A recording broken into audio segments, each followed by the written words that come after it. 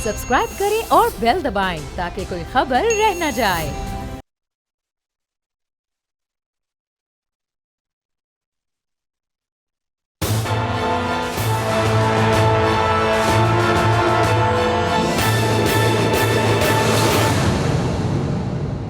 अस्सलाम वालेकुम नाज़रीन, मैं हूं आपका मेज़बान समी इब्राहिम और आप देख रहे हैं प्रोग्राम तज्ज़िया स्पेशल।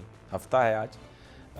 तज्ज़िया स्पेशल में मेरी अमूमी तौर पर यह ख्वाहिश होती है कि सियासत के साथ साथ कुछ ऐसे मामला जिनका पाकिस्तान से गहरा ताल्लुक़ है, करप्शन से गहरा ताल्लुक़ है, उन पर हम बात करें और सिर्फ़ मसाइल का ज़िक्र न करें, उनका हल भी थोड़ा सजेस्ट करने की कोशिश करें।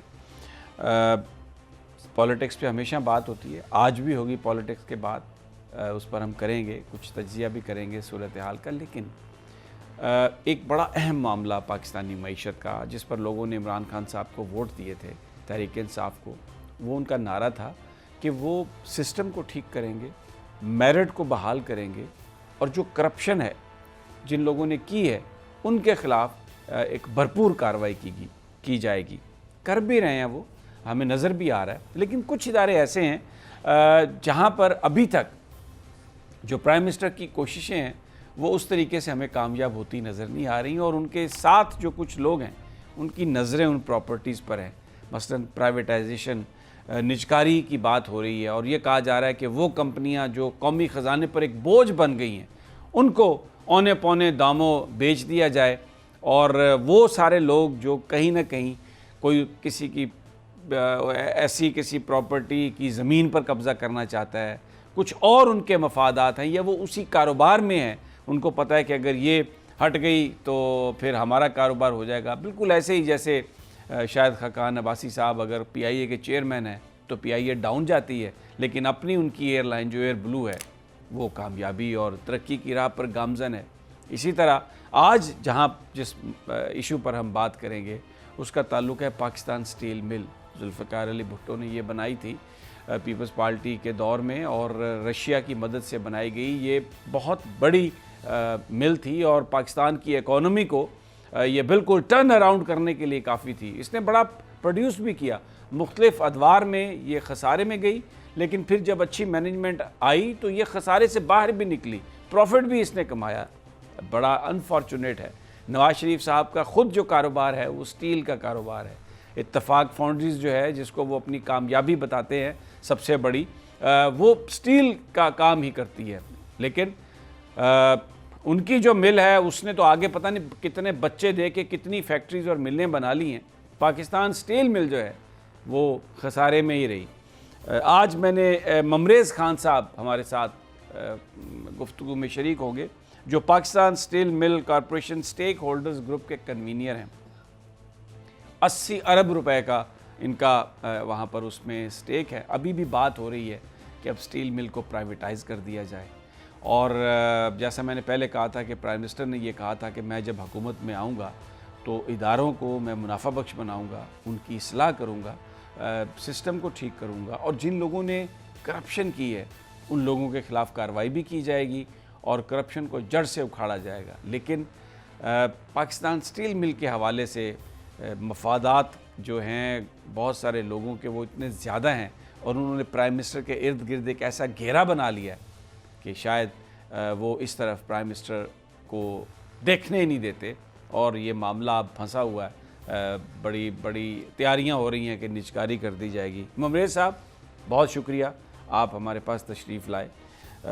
पाकिस्तान स्टील मिल एक बहुत बड़ा ख्वाब था जुल्फ़िकार अली भुट्टो का, एक बहुत बड़ी ये इंडस्ट्री लगी पाकिस्तान में रशिया के ताउन से, और आज भी जो मेरी इत्तला है रशिया ने कहा है कि हम इसकी फ़ंडिंग $1 बिलियन तक करने के लिए तैयार हैं, ताकि इसका जो इसको रीफंक्शन कर दिया जाए, because it will turn around the economy.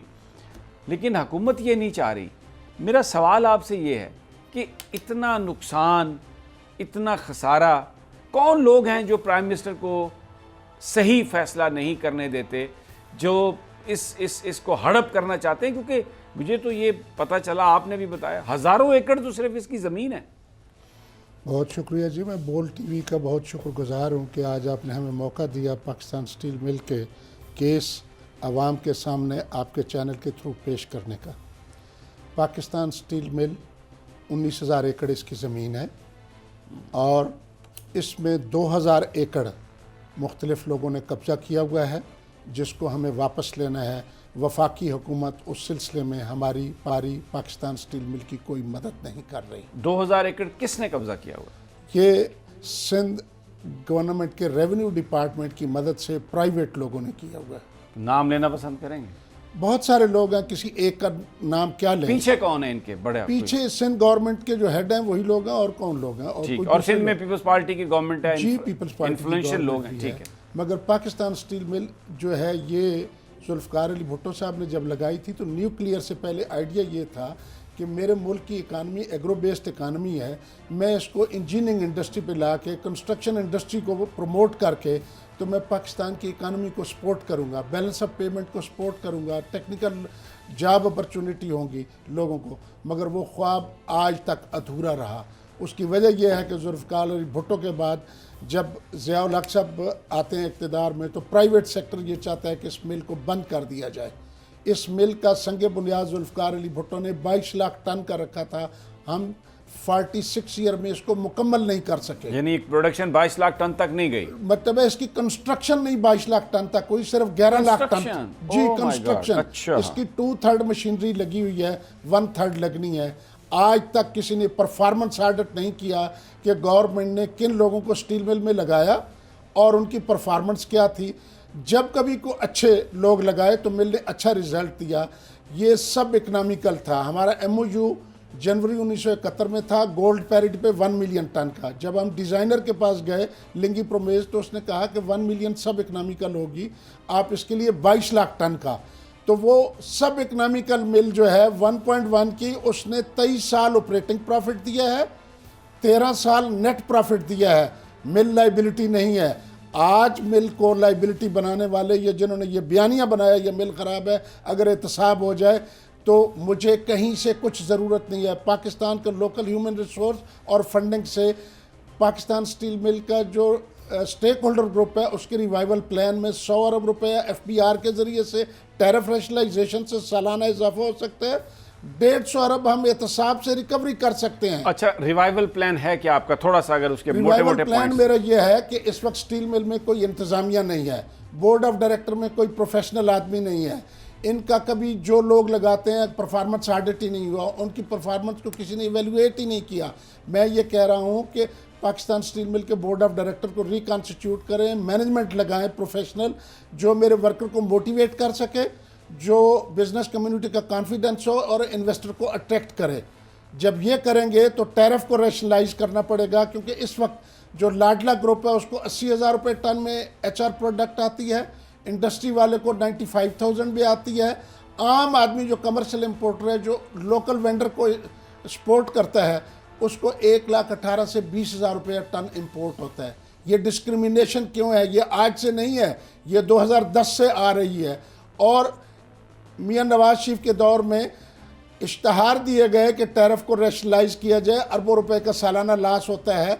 Urdu में अंग्रेज़ी अखबार में दिए गए 23 अक्टूबर को और 3 नवंबर को बिजनेस रिकॉर्डर के फ्रंट पेज पे उर्दू में इश्तहार दिए गए, मगर आज तक किसी ने इन्वेस्टिगेट नहीं किया। Burned out the demise of Pakistan steel, ये खबर छपवाई गई मियां नवाज शरीफ के दौर में अक्टूबर 2016 में हेराल्ड के, उस पर आज तक किसी ने इन्वेस्टिगेट नहीं किया कि ये अदारा, इसको किसने मारा, किसने लूटा।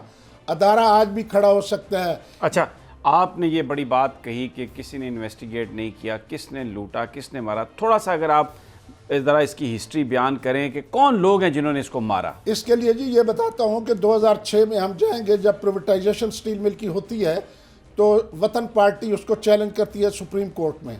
तो सुप्रीम कोर्ट ने ऑब्जर्व किया कि privatisation is the domain of executive, supreme court have nothing to do with the privatisation, but it is a case of omission and commission, indecent haste, lapses and violation of rules and regulation।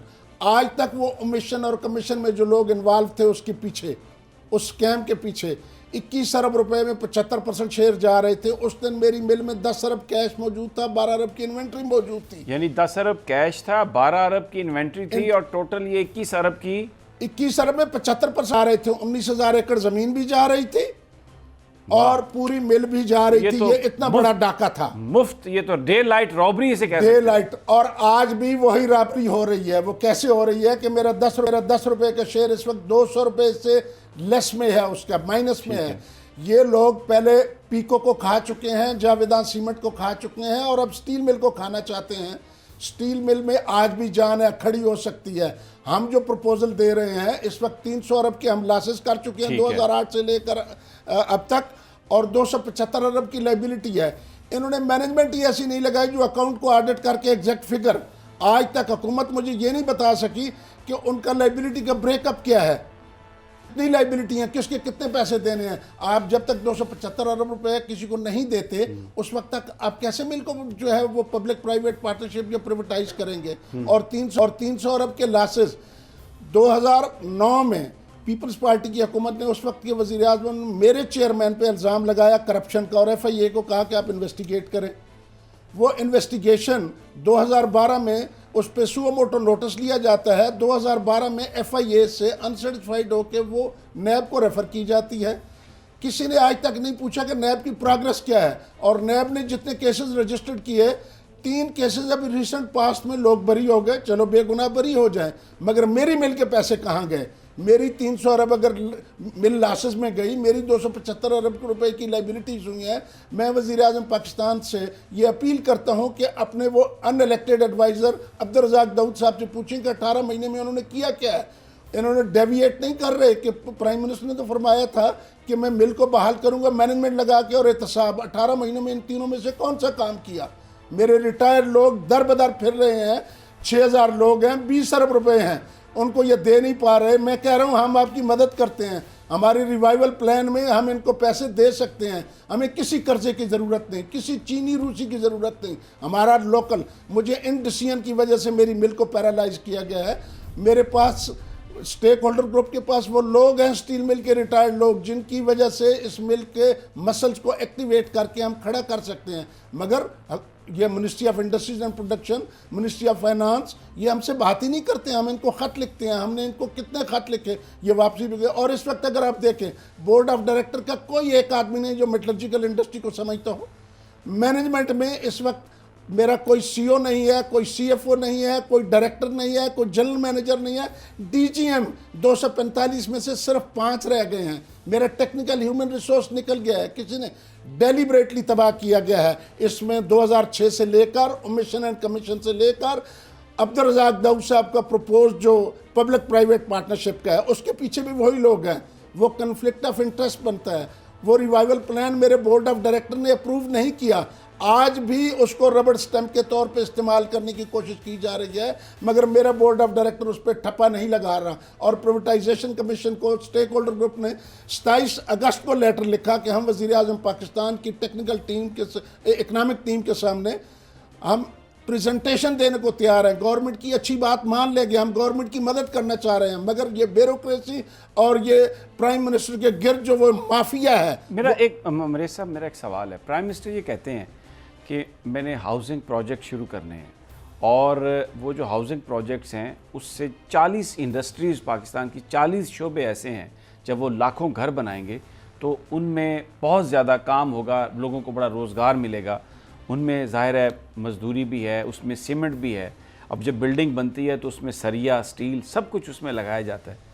तो इन हालात में जबकि पाकिस्तान में इतनी बड़ी एक opportunity आ रही है, तो ये जो स्टील मिल है इसको इतना औने पौने दामों, जिस तरह आप बयान कर रहे हैं कि उसको बेच दिया जाए प्राइवेट लोगों को, उसको ख़त्म कर दिया जाए, तो ये कौन है जो बेसिकली ये सब कुछ करना चाहता है और वो सारा बिजनेस जो स्टील मिल को जाएगा वो अपने पास रखना चाहता है? थोड़ा कुछ निशानदेही फरमाएंगे इसमें। जी, आयशा स्टील है, ठीक है, on by Arif Habib group, जो 2006 में प्राइवेटाइजेशन के पीछे थे। आयशा स्टील जी, इसके साथ एक ISL है, इंटरनेशनल स्टील इंडस्ट्री, ठीक है। इन लोगों को अगर इंपोर्ट टैरिफ देखा जाए तो वो इनके हक में जाता है। मिल बंद होने से मार्केट में इनकी मुनाफली है। अच्छा, FBR का और मिनिस्ट्री ऑफ फाइनेंस का तो परफॉर्मेंस ऑडिट नहीं है, ना हुकूमतों का ऑडिट है, ना पार्लियामेंट का ऑडिट है। अगर इनका ऑडिट हो तो पता लगता है कि मेरे मुल्क को नुकसान कहाँ से पहुँचा है। जहाँ तक इस चीज़ का तल्लक है, मिल का इन लोगों ने डेलिब्रेटली, इंतज़ामिया नहीं अपॉइंट जी, होने आपने देते, फरमाया। बोर्ड ऑफ डायरेक्टर नहीं अपॉइंट होने देते, एहतसाब नहीं होने देते। प्राइम मिनिस्टर साहब फरमाते हैं कि माफिया, मैं अपील करता हूँ वज़ीर आज़म पाकिस्तान से, 2006 से लेकर 2020 फरवरी तक $11 अरब का स्कैम है। इस माफिया ने 3 अकाउंट पे मुझे नुकसान पहुंचाया है।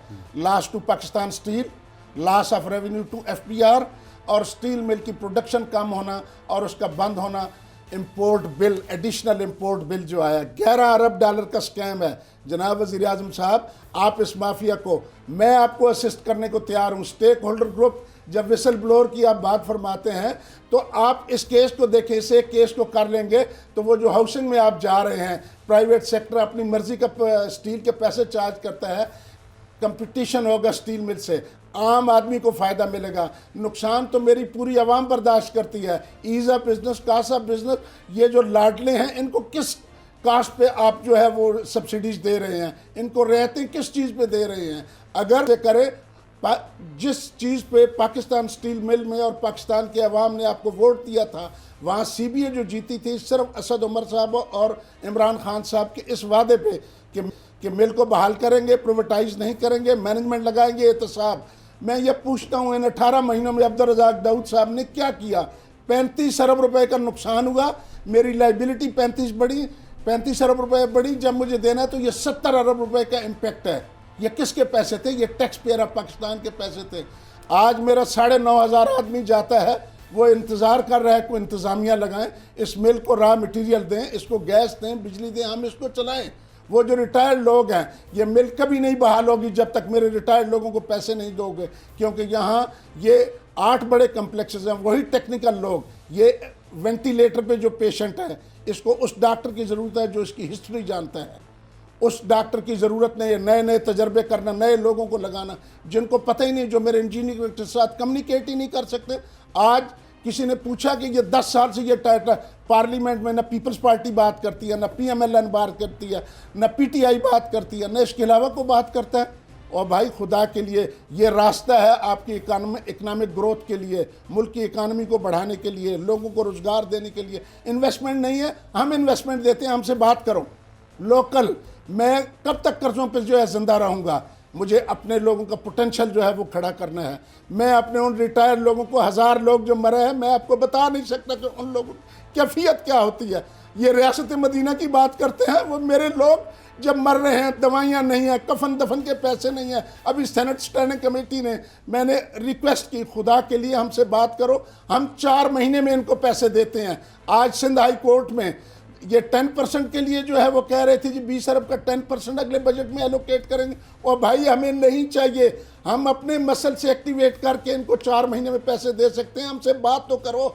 हमारे साथ नेशनल असम्बली स्टैंडिंग कमेटी में हम गए, उसमें हमने कहा वजारत सनअत व पैदावार क्योंकि अब्दुल रज़ाक दाऊद के नीचे है, इसलिए वो ब्यूरोक्रेसी हमसे बात नहीं कर पा रही, हमसे वो कम। हमने बोर्ड ऑफ डायरेक्टर को बताया, जिस बोर्ड ऑफ डायरेक्टर के चेयरमैन ने ये कहा कि ये गवर्नमेंट और ये ब्यूरोक्रेसी रुकावट है। अब्दुल रज़ाक दाऊद ने 8 दिन में violation of rules and regulation without any chargesheet उसको हटा दिया। और जिस बंदे किसको हटाया उन्होंने? अब्दुल जब्बार मेमन साहब हैं। अच्छा, वो और ये उनको 18 मार्च 2019 को मीटिंग थी, उन्होंने बताया, और 28 मार्च को हटाया। कम से कम रूल्स एंड रेगुलेशन को तो वो कर लेते। नए चेयरमैन को violation of rules and regulation appoint कर रहे हैं। वो बंदा जो है वो ऑयल इंडस्ट्री का और IT का आदमी, उसका स्टील मिल से क्या तल्लक है?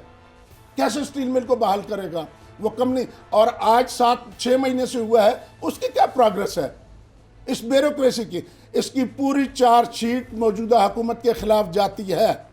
ये 70 अरब रुपए का 35 अरब का लॉस, 35 अरब की लाइबिलिटी में इजाफा। इसके लिए कल हम अगर कोर्ट में जाते हैं, हुकूमत इसका क्या जवाब देगी? अब्दुल रज़ाक दाऊद पे चार्जशीट है, he compromise with the people who were involve in the destruction of Pakistan steel mill. वो इन्वॉल्व है, उसने आज तक factor causing to losses Pakistan steel mill investigate नहीं किए, ताकि मैं फ्यूचर में उन ब्लंडर से बच सकूं। इसने जो रास्ता इख्तियार किया है वो तबाही की तरफ जाता है। क्यों? आप इक्विटी आपकी माइनस में है, आप क्या जाएंगे? वजह यह है, मिल के जो मामलात हैं उनको सीधा करने के लिए मुझे एक डेडिकेटेड चाहिए। हमें ये मैं अपील करता हूं कि अब्दुल रज़ाक दाऊद साहब को रिमूव किया जाए। इनके होते हुए मैं ये समझता हूं कि ये मिल बहाल नहीं हो सकती, और इसके लिए अगर हमें कोर्ट भी जाना पड़ा हम जाएंगे। आज मेरे लोग वहाँ रो रहे थे हाई कोर्ट ऑफ सिंध के बाहर कि ये हमें पैसे मिलेंगे। अदालत का वक्त ये ज़ाया कर रहे हैं, अदालत को रास्ता नहीं देते। हम आपके तवस्सुत से अभी अदालत में भी चाहेंगे कि भाई ये स्टेक होल्डर ग्रुप जो है इनको पैसे दे सकते हैं हम अपने मसल को एक्टिवेट करके। चोरी चकारियों का ही अगर रिकॉर्ड कर लिया जाए, ज़मीनों पे कब्जे का ही कर लिया जाए। लेकिन एक ममरेज साहब, एक बात तो है ना, आपने खुद जिक्र किया कि जो मुकदमे कायम हुए करप्शन के जिन लोगों पर, वो बरी हो गए। तो क्या एविडेंस की कमी थी या ये लोग प्रोसिक्यूशन उनके साथ मिली हुई थी?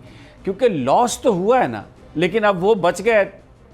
क्या वो मुलजम ही नहीं थे? नहीं, उनके खिलाफ एफआईआर किसने ऐसा किया? नहीं है। वजह यह है कि नैब और एफआईए वो सुओ मोटो लेते हैं, वो करते हैं, वो इस इंडस्ट्री को जानते नहीं हैं। पाकिस्तान स्टील मिल न करप्शन केसेस को इन्वेस्टिगेट करती है, न बुक्स ऑफ अकाउंट में रिफ्लेक्ट करती है।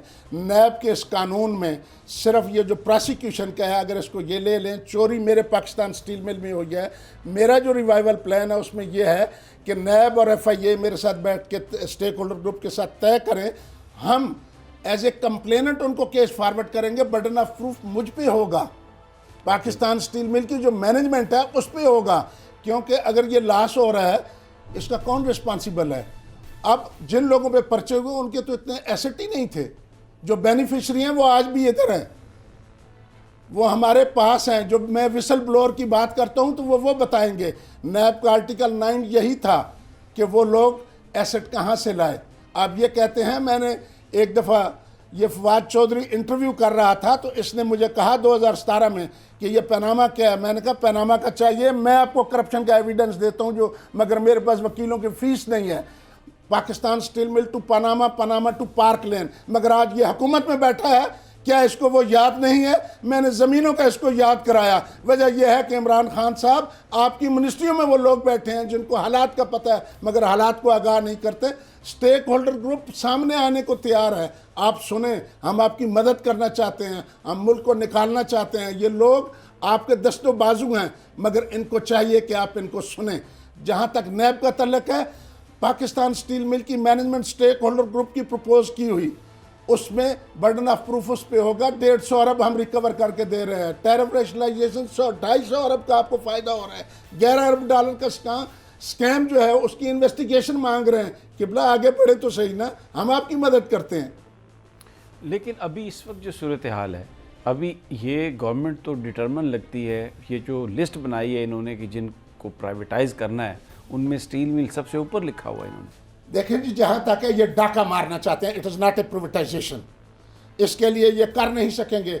जुलाई में नेशनल असम्बली स्टैंडिंग कमेटी की मीटिंग हो रही है, उसमें जनाब आसिफ अली जरदारी साहब ने एज ए मेंबर ये कहा कि ये पाकिस्तान स्टील मिल 18वीं तरमीम के बाद सिंध की है। अच्छा, ये बड़ी, आप ममरेज साहब बड़ी इंपॉर्टेंट बात आप कर रहे हैं। लेकिन क्योंकि मुझे एक ब्रेक पर जाना है, मैं जब वापस आता हूँ ब्रेक से तो मैं चाहता हूँ कि आप इसकी पूरी तफसील बताएं। लेकिन ये जो सारी गुफ्तगू आपने सुनी, एक चीज़ तो हमें बिल्कुल वाज़े नज़र आ रही है कि वो बहुत सारे लोग जो स्टील मिल का रिवाइवल नहीं चाहते, जो इसकी प्रॉपर्टी पर नज़रें जमाए बैठे हैं, और बहुत सारों के इस तरह के मफादात हैं कि अगर स्टील मिल नहीं चलती तो वो जो हाउसिंग प्रोजेक्ट्स हैं, वो जो सारा बिज़नेस है, वो उनके पास आएगा। वो इस मिल को हड़प करना चाहते हैं प्राइवेटाइजेशन के नाम पर।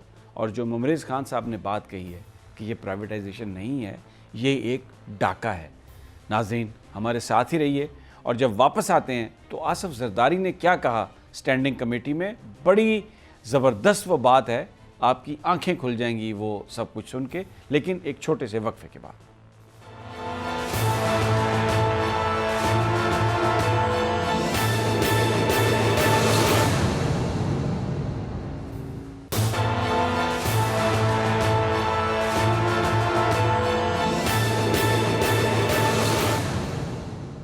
वेलकम बैक नाजरीन। तज्जिया स्पेशल में आज हम पाकिस्तान स्टील मिल के मामलात पर डिस्कशन कर रहे हैं। एक इतना बड़ा प्रोजेक्ट जो पाकिस्तान की तरक्की में एक बहुत बड़ा जिसका किरदार था और जिसने प्रॉफिट भी दिया, वो बिल्कुल एक डे लाइट रॉबरी हो रही है।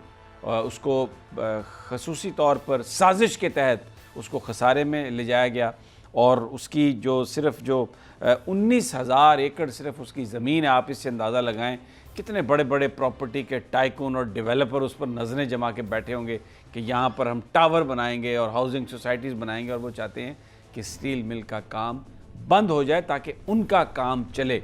जो ममरेज़ खान साहब हैं, ये Pakistan steel mill corporation stakeholder group के कन्वीनियर हैं। ब्रेक पर जाने से पहले आपने इनकी बात सुनी, इन्होंने आपको पूरी एक हिस्ट्री बताई। अब जब ये हम वक्फे पर जाने वाले थे तो ये एक स्टैंडिंग कमेटी के इजलास की रोयदाद आपको सुना रहे थे जिसमें आसफ अली जरदारी साहब भी आए थे, और मैंने ब्रेक की वजह से रोका था ममरेज़ साहब को। ममरेज़ साहब, अब आपके पास टाइम है, बयान फरमाइए सारा कि वो, ताकि ये इसलिए जानना और आपका बताना ज़रूरी है, लोगों को पता चल सके कि ये मेंटालिटी क्या है। ये जो लोग अपने आप को कोई खादम आला कहता है और कोई कहता है कि ताकत का सरचश्मा अवाम है और अवाम ही सब कुछ फैसला करेंगे, उनका जहन क्या है और वो किस कदर एरोगेंट और गरूर में लुथड़े पुथड़े हैं। जी ममरेज़ साहब, ये जुलाई में नेशनल असम्बली स्टैंडिंग कमेटी की मीटिंग थी, तो उसमें as a standing committee member जनाब आसफ अली जरदारी साहब ने फरमाया कि ये पाकिस्तान स्टील मिल 18वीं तरमीम के बाद सिंध का है और ज़मीनें भी सिंध की हैं, लिहाजा जो भी कुछ बात करनी है वो पहले सिंध से बात करें। Cut and short Abdul Razak Dawood साहब ने कहा कि ये पाकिस्तान की है, तो जनाब आसिफ अली जरदारी साहब ने कहा फिर मैं पाकिस्तान हूँ, यानी आप मुझसे बात करें, मैं ही पाकिस्तान हूँ। अब आप देखें क्या हुकूमत ने ये पब्लिक प्राइवेट पार्टनरशिप में गए हैं, क्या सिंध के साथ ज़मीनों के इशू सेटल कर लिए हैं? 18वीं तरमीम का जो क्लेम है क्या वो सेटल कर लिया है? लाइबिलिटीज़ का ब्रेकअप सेटल कर लिया है? जहाँ तक इस चीज़ का तल्लक है, नहायत अफसोस से मुझे कहना पड़ता है, पीपल्स पार्टी हो, PMLN हो, काफ लीग हो शौकत अजीज़ वाली और परवेज़ मुशर्रफ वाली, या इमरान खान साहब की PTI हो, मुझे किसी में कोई फ़र्क नहीं लगता। ब्यूरोक्रेसी वही है, बेनिफिशरी ग्रुप वही है। कोई इनसे पूछे तो सही, आज इलेक्शन कमीशन में मेरे ऊपर क्या ये कर्जे बढ़ाने आए थे? मैं आज एहतसाब मांगता हूं आपके इस प्लेटफार्म से, इस पूरे पॉलिटिकल सिस्टम का। ये अनचेक डेमोक्रेसी और अनचेक मार्केट इकानमी जो है, इसको जब तक आप चेक नहीं करेंगे इस मुल्क को आप बचा नहीं सकेंगे। आप न्यूक्लियर पावर ज़रूर हैं, मगर इकनॉमिक क्राइसिस आपको कहीं का नहीं छोड़ेंगे और आप क्लैप्स कर जाएंगे। इकनॉमिक स्टेबिलिटी के लिए आपको पॉलिटिकल स्टेबिलिटी भी चाहिए। उसका एक ही तरीका है कि आप इसकी अकाउंटेबिलिटी शुरू करें। अब मेरे जुडिशल सिस्टम में जुडिशरी क्या करे? जुडिशरी को प्रोसिक्यूशन ने चीज़ें देती हैं। प्रोसिक्यूशन किसके पास है? एग्जेक्टिव के पास है। एग्जेक्टिव की परफॉर्मेंस कौन चेक करता है? वो पार्लियामेंट करती है। पार्लियामेंट कहाँ से आती है? इलेक्शन कमीशन से आती है। आप A to Z देखें, मेरी स्टैंडिंग कमेटियाँ हों, मेरी पार्लियामेंट हो, उन्होंने अगर वो सही काम कर रही थी तो मेरे मुल्क के ऊपर कर्जे क्यों चढ़ गए? मेरे मुल्क को जनाब असद उमर साहब ये फरमाते थे कि पब्लिक सेक्टर चाइना में सक्सेसफुल है, मलेशिया में सक्सेसफुल है, there are too many countries. आज भी आप यकीन करें, अगर एक स्पेशल एडवाइज़र टेक्निकल आ जाए, स्टील अथॉरिटी ऑफ पाकिस्तान आ जाए, पूरी इंडस्ट्री उसमें आ जाए, वो इंपोर्ट करके मेरी लोकल उनकी जो डिमांड है वो पूरी करे, आपका रेवेन्यू भी बढ़ जाएगा, मुल्क की इकनॉमिक इंजीनियरिंग इंडस्ट्री भी बढ़ेगी और लोगों को रोज़गार भी मिलेगा। मगर बात यह है, मेरे फैसला करने वाले वो तो ब्यूरोक्रेट की, मेरा पॉलिटिशियन जो है उसके पास तो वो फाइल को प्रोसेस करने के लिए कैपेबिलिटी नहीं है, मेरा फाइनेंस मिनिस्टर नहीं है, मेरा इंडस्ट्री मिनिस्ट्री नहीं है। अच्छा। मेरी जितनी टैक्स की मिनिस्ट्री हैं वो सारी अब्दुल रज़ाक दाऊद के पास हैं, जो कहीं अकाउंटेबल ही नहीं है। अच्छा, ये आपने जो बिल्कुल आपने सही कहा कि अदालतों में जो मामला जाते हैं तो प्रोसिक्यूशन हम देखते हैं कि उसमें बड़ी कमियां हैं। मैं एक मिसाल देता हूं आपको। अब ये सुप्रीम कोर्ट ऑफ पाकिस्तान ने ऑर्डर किया है कि जो कराची सर्कुलर रेलवे है इसको रीइंस्टेट करना है, इसको बहाल करना है। तो उसमें हमने देखा कि जो सिंध गवर्नमेंट है वो उसने बहुत ज़्यादा उसमें लेतो लाल से काम लिया। फिर अदालत को हुक्म देना पड़ा कि रेंजर्स की भी अगर आपको मदद चाहिए तो आप ले लें। फिर हम ये देखते हैं कि वो PTI के जो कायदे हिज़्ब इख्तिलाफ़ हैं वहाँ पर सिंध असम्बली में, वो जाके बैठ जाते हैं। जब कराची की इंतज़ामिया जाती है सर्कुलर रेलवे की जगह को खाली कराने के लिए, जहाँ पर बिल्डिंग कॉम्प्लेक्सेस बन गए हैं, जहाँ पर वो जो खड़े कर दिए गए इलीगल स्ट्रक्चर, तो वो कहते हैं जी पहले कोई मुतबादल जगह दी जाए। तो ये एक वतीरा बन गया कि आप पहले कब्ज़ा कराते हैं, वहाँ पर बिल्डिंग्स खड़ी करवाते हैं, लोगों को लेके आते हैं, फिर अदालत जब कहती है कानून के मुताबिक कि इसको साफ़ करो, तो वो कहते हैं जनाब अब ये तो मुतासरीन हो गए, इनकी बहाली के लिए आपको एक अलग जगह चाहिए। तो ये तो एक विशेष सर्कल है जिसमें सब कुछ फंसा दिया है। तो ये तो फिर इस इंतजामिया से तो कोई उम्मीद नहीं है कि ये कोई ऐसा काम करेगी। देखें जी, मेरा पूरा सिस्टम जो है वो इतना पोल्यूटेड है कि किसी का कोई चेक एंड बैलेंस नहीं है। जुडिशरी को बार बार ये हुक्म इसलिए देना पड़ता है, आज अगर ये एहतसाब शुरू करेंगे मेरे इनकम्पिटेंस अट्रैक्ट टू करप्शन, ये जब पार्लियामेंट में आ जाते हैं वो अपने वोट बैंक के चक्कर में और लोगों को खुश करने के लिए उस लिए ऐसे ऐसे वादे कर बैठते हैं जो वादे उनसे पूरे नहीं होते और इलॉजिकल होते हैं और उसके लिए वो ये समझते हैं। अगर आज भी एक जगह फुल स्टॉप लगाया जाए, मैं आपके इस फोरम के ज़रिए अपील करूंगा, जो हमारे जुडिशरी के सीनियर रिटायर्ड लोग हैं, जुडिशल सिस्टम को रिवैम्प करने के लिए, उसको बेहतर करने के लिए, प्रोसिक्यूशन को बेहतर करने के लिए, इस वक्त बेंच और बार का जो है ये अगर हम ठीक कर लेंगे और इधर हम अपनी इकानमी के लिए बंदे ठीक लेके आएंगे, मेरा मुल्क खड़ा हो सकता है। मुझे ये बताइए कि आपने 2012 के सुप्रीम कोर्ट के एक ऑर्डर का जिक्र किया, या 2006 ओमिशन कमीशन का जो था, वो उसके बाद कोई कार्रवाई नहीं हुई, आप दोबारा सुप्रीम कोर्ट नहीं जा सकते?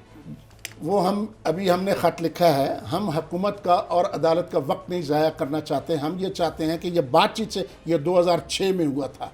2006 में जब मिल प्रॉफिट अर्निंग थी, मेरे शेयर की वैल्यू, बुक वैल्यू 18 रुपये 60 पैसे थी, इन्होंने 16 रुपये 80 पैसे में बेचा, मगर उसकी वैल्यूएशन नहीं हुई थी। और उस वक्त सुप्रीम कोर्ट ने प्राइवेटाइजेशन से नहीं रोका था, उन्होंने सिर्फ शेयर परचेज एग्रीमेंट और लेटर ऑफ इंटेंट कैंसिल किया था। लोग फैसला पढ़े बगैर, मेरे बहुत बड़े एंकर वो जो है वो कहते हैं सुप्रीम कोर्ट ने प्राइवेटाइजेशन से मना किया, और भाई फैसला तो पढ़ लो, पढ़े। आप सही कह रहे हैं, परसेप्शन ये है, मैंने भी कई प्रोग्राम सुने कि जी वो सुप्रीम कोर्ट ऑफ पाकिस्तान ने प्राइवेटाइजेशन से मना कर दिया था। आम यही परसेप्शन है। ये बयानिया सिर्फ उस बैरोक्रेट ने और उस माफिया ने क्रिएट किया है जो स्टील मिल को बंद कराने में प्राइवेट। वजह यह है कि कोरिया से लेकर अफ्रीका तक पोर्ट के ऊपर इतना अच्छा पीस ऑफ लैंड नहीं है, कोई स्टील मिल पोर्ट के ऊपर नहीं है।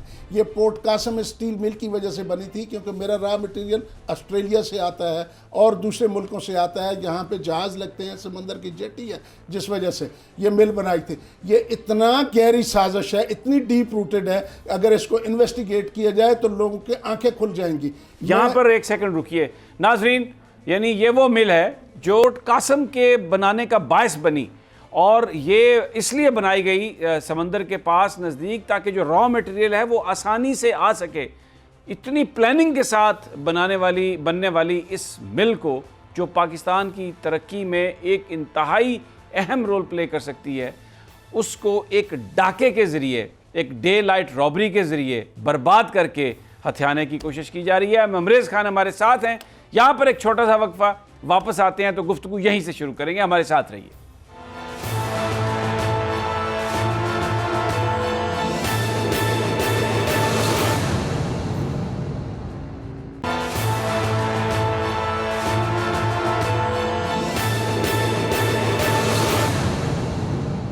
वेलकम बैक नाजरीन। तज्जिया स्पेशल में पाकिस्तान स्टील मिल, जो पाकिस्तान की तरक्की में एक बड़ा पिवटल रोल प्ले कर सकती थी, उसको बर्बादी का निशान बना दिया मफादात ने, पाकिस्तान के दुश्मनों ने, और उस करप्ट टोले ने जो खून चूस रहा है पाकिस्तान का। ममरेज़ खान हमारे साथ हैं। ब्रेक पर जाने से पहले बता रहे थे कि ये एक अपनी मिसाल आप है, समंदर के किनारे इस मिल को बाय डिज़ाइन बनाया गया और फिर पोर्ट कासम को डेवलप किया गया था ताकि यहाँ पर वो सारा रॉ मटेरियल लाने में आसानी हो और ये स्टील मिल पाकिस्तान की तरक्की में वो रोल प्ले कर सके जो जिसकी तवक्को उससे की जा रही थी। जी ममरेज़ साहब।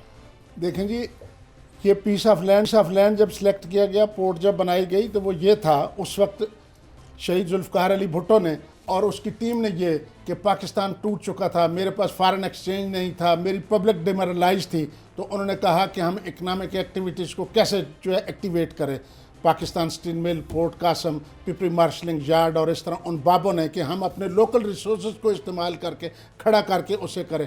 उन्होंने हमें एक रास्ता दिया जिसकी वजह से आज चल पड़े। आप यकीन करें, ये प्राइवेट सेक्टर जो बार बार प्राइवेटाइजेशन का कहते हैं, स्टील मिल तो 10% कंट्रीब्यूट करती है, वो सपोर्ट कहाँ करती है? प्राइवेट सेक्टर की मुनाफली को काउंटर करती है।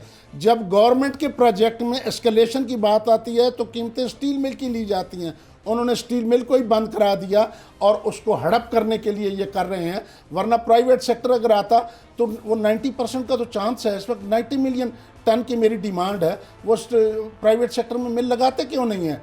इसलिए सिर्फ यहाँ डाका मारना चाहते हैं। इस मिल का कोई वाली वारिस नहीं है, बट पाकिस्तान स्टील मिल के रिटायर्ड लोग और सर्विंग लोग इसको प्राइवेटाइज नहीं होने देंगे, हुकूमत के साथ तावन करेंगे, मगर डाका भी किसी को नहीं मारने देंगे। अदालत जाना पड़ा, हमारे पास वकील ना हुए, हम खुद खड़े हो जाएंगे और ये अपील करेंगे, अल्लाह के लिए ये इस मुल्क की बिल है, ये पाकिस्तान की आवाम की है। इस वक्त आप अंदाज़ा लगाएं, 575 अरब रुपए, 11 अरब डॉलर।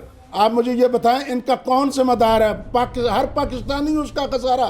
द बेनिफिट इन चंद लोगों को, ease of business, cost of business, subsidies, ये अच्छा काम कर रहे हैं। मैं भी इनको मदद करूंगा, मैं चाहूंगा कि अच्छे एंटरप्रेन्योर आगे आए, हम उनकी मदद करेंगे जो मतलब, मगर ये नहीं चाहेंगे हम कि वहाँ पे डाका डाला जाए।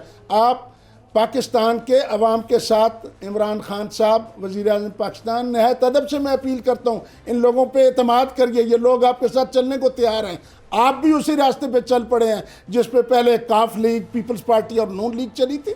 ये हुकूमत अगर आप करेंगे तो ज़्यादा देर फिर मेरे अवाम बर्दाश्त नहीं। या जो आप कहना ये चाह रहे हैं कि जो वादा था प्राइम मिनिस्टर का उसको पूरा करें, इसको मेरिट पे चलाएं, यहाँ पर तैनातियाँ हों, जिन लोगों ने नुकसान पहुंचाया उनकी अकाउंटेबिलिटी हो, और वो जो केसेस फाइल किए जाएं वो स्टील मिल की तरफ से फाइल किए जाएं, बजाय इसके कि वो नैब या FIA अपने तौर पे करे तहकीकात और उसके बाद वो सब कुछ छोड़ दे और बंदे जो हैं वो बरी हो रहे हैं, जैसे आपने बयान फरमाया। इसलिए कि जो लोग मुकदमे दायर कर रहे हैं वो तो स्टेक होल्डर ही नहीं है, वो नुकसान तो उनका है ही नहीं।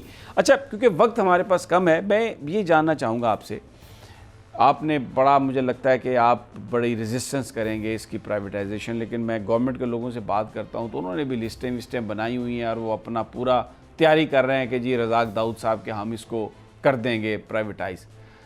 आप कोई चीफ़ जस्टिस ऑफ पाकिस्तान को कोई ख़त लिखेंगे, कोई अपने वकीलों को पेश करें, क्योंकि दिन तो गुजरता जाएगा, टाइम तो उन्होंने वो तो बनाया हुआ है टाइम एक, जिसमें वो प्राइवेटाइजेशन की तरफ वो कह रहे हैं कि हम जाएंगे। जी, इस वक्त इन्होंने फाइनेंशियल एडवाइज़र ट्रांजैक्शन स्ट्रक्चर के लिए किया हुआ है। हम बिल्कुल सुप्रीम कोर्ट जाएंगे, हम अप्रोप्रिएट टाइम पे, हम इमरान खान साहब की हुकूमत को उस मामले से बचाने के लिए, उलझन से, कि ये खुद अगर एक्शन ले लेंगे तो हुकूमत का भी टाइम बचेगा और पार्लियामेंट और ये हुकूमत भी अपना काम करेगी। अगर ये नहीं करेंगे तो फिर मजबूरन हम जाएंगे ज़रूर। और हम एहतसाब, फिर वज़ीर आज़म साहब जब फरमाते हैं कि एहतसाब और माफिया, हम तो आपको बता रहे हैं 11 अरब डॉलर का माफिया है, करें ना इसे।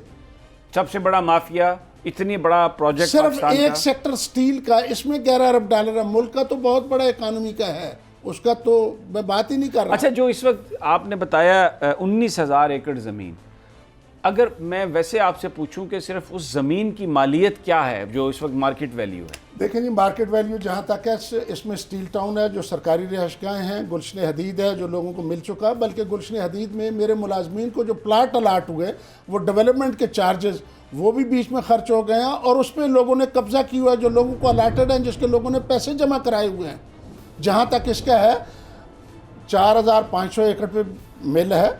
अब इन्होंने डाउन स्ट्रीम है मेरी, ये बाकी जो ज़मीनें हैं नेशनल इंडस्ट्रियल पार्क की या ये जो ज़मीनों पे कब्ज़ा हुआ है, इस वक्त ये ज़मीन कम से कम 6 से 8 करोड़ रुपए एकड़ की है मिनिमम, थ्रो अवे पे।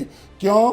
वो जो, और ये हज़ारों एकड़ आप बात कर रहे हैं, हज़ारों एकड़, 2,000 एकड़ तो वो जो गई हुई है। अब आप देखिए इसमें, जब बैरिया से ये अच्छी जगह है, बैरिया टाउन का वो जो प्लाट है, वो एक एक प्लाट जो है मतलब है वो 8-8 करोड़ का और 6-6 करोड़ के हैं। आजकल तो कोई मतलब वो स्लम्प आए हुए हैं उनके सट्टे की वजह से, जो भी वो गेमें करते हैं, मगर ये बहुत अच्छी जगह है। मैं अपील करूंगा, आप यकीन करें हमें पैसों की कमी नहीं है, सिर्फ मुझे कमी है तो हुकूमत की प्लानिंग की, हुकूमत की विल की, उसकी सीरियसनेस की। वो बोर्ड को रिकॉन्स्टिट्यूट करे, मैनेजमेंट दे, हम मदद करते हैं। बहुत वो शुक्रिया। बंदे नहीं है तो बंदे भी देते हैं। बहुत शुक्रिया ममरेज़ खान। नाजरीन, आपने ये सारी गुफ्तगू सुनी। प्राइम मिनिस्टर इमरान खान अच्छे आदमी हैं, इसमें कोई शक नहीं, लेकिन कुछ ऐसे लोग माजी की कुछ जो हैं रेमिनेंट्स हैं या बिजनेसमैन इस कदर उनके साथ आ गए हैं कि जो उन्होंने वादा किया था स्टील मिल के हवाले से वो उन्हें पूरा नहीं करने दे रहे। और ये अगर खुदा न खास्ता ये प्राइवेटाइज़ हो गई या जिस तरह ये चीज़ें सामने आई हैं कि बिल्कुल एक डाके की सी सूरत है, बड़ा नुकसान होगा पाकिस्तान को। चीफ़ जस्टिस जनाब जस्टिस गुलजार साहब से भी मेरी यही दरख्वास्त है कि जिस तरह उन्होंने कराची में तजावुज़ात का ख़ात्मा किया, जिस तरह उन्होंने कराची सर्कुलर रेलवे को जगह को खाली कराने के लिए, उसकी बहाली के लिए जिस रिज़ॉल्व का मुजाहरा किया, ये स्टील मिल भी पाकिस्तान की है। और जस्टिस गुलजार साहब की नज़र अगर इस पर पड़ गई या हमारी ये दरख्वास्त है कि वो इसको देखें, सुओ मोटो ले लें, इसको टेकअप करें और ये जो पाकिस्तान का असासा है इसकी हिफाजत करें और ये पाकिस्तान की तरक्की में बड़ा एक रोल प्ले कर सकती है। नाजरीन, इजाज़त दीजिए, कल फिर आपसे मुलाकात होगी, लेकिन कल प्रोफेसर गनी जावेद मेरे साथ होंगे। अल्लाह निगहबान।